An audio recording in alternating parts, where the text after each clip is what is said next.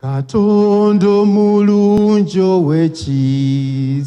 Akakiiko akagenda okutegeka amazaalibwa ga Ssaabasajja kagenda kukulirwa omumyuka wa Katikkiro owookubiri ow'ekitiibwa Waggwa Nsibirwa amyukibwe ow'ekitiibwa Kotilida Nakate, omuwandiisi ye Josephine Nantege okukosa ne Richard Kabanda. Nina essanyu lingi okutongoza olukiiko luno. Mbalinamu essuubi ddene.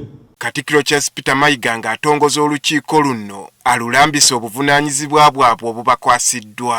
Ekyo enteekateeka zino nkulu zeetaaga okuteekateeka n'obwegendereza okuggyayo obukulu obwo, ate Obuganda nabwo butegeere obukulu bw'ensonga zino. Katikkiro ategeezezza ng'amazaalibwa g'abeene bwe gali ku mikolo egy'enkizo mu Bwakabaka bwa Buganda. Amazaalibwa ga Kabaka makulu kubanga amazaalibwa ga Kabaka lwe lujegere omutambulira ennono ya Buganda ey'olubu luno olwa kintu. Era yeebazizza Katonda okulaba ng'akuumye beene okutuuka ku myaka 7, n'ategeeza nti ng'oggyeko obukulu bw'olunaku lw'amazaalibwa ge okusoomoozebwa Ssaabasajja kwayiseemu okuva mu buzaale bwe, nayo nsonga nkulu okujaguza.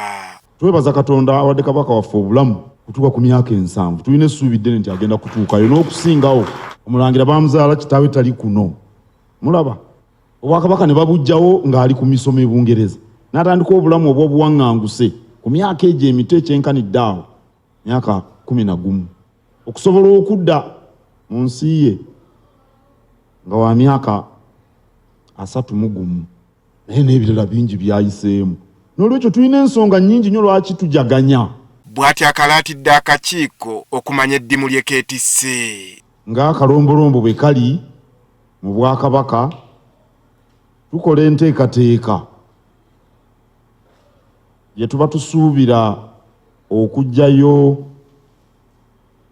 amakulu n'enkizo eri ku lunaku lw'amazaalibwa ga Kabaka. Waggwa Nsibirwa ssentebe w'olukiiko luno aweze okukola buli ekisoboka okulaba ng'obuvunaanyizibwa obubaweereddwa tebawemuka. Njawo okuwa obweyamo ku lwa bannange nti omulimu lugenda gukola n'okwewaayo n'obuvumu n'obumanyirivu. Tugenda kola enteekateeka eyongera okutwala ebigendera by'Obwakabaka mu maaso, naddala okuleetawo okwongera okunnyikiza obumu bantu ba Ssaabasajja, ate Mukama waffe nga bw'otulambise n'okuggyayo ennono n'obuwangwa. Emisinde gy'amazaalibwa ga Ssaabasajja gye gijja okulembera amazaalibwa ge ng'ennaku z'omwezi 6 omwezi ogwokuna, era nga bulijjo emikolo gya kukuzibwa nga 13 omwezi gwe gumu. Andrew Kaggwa, Agafeeyo, Spark TV.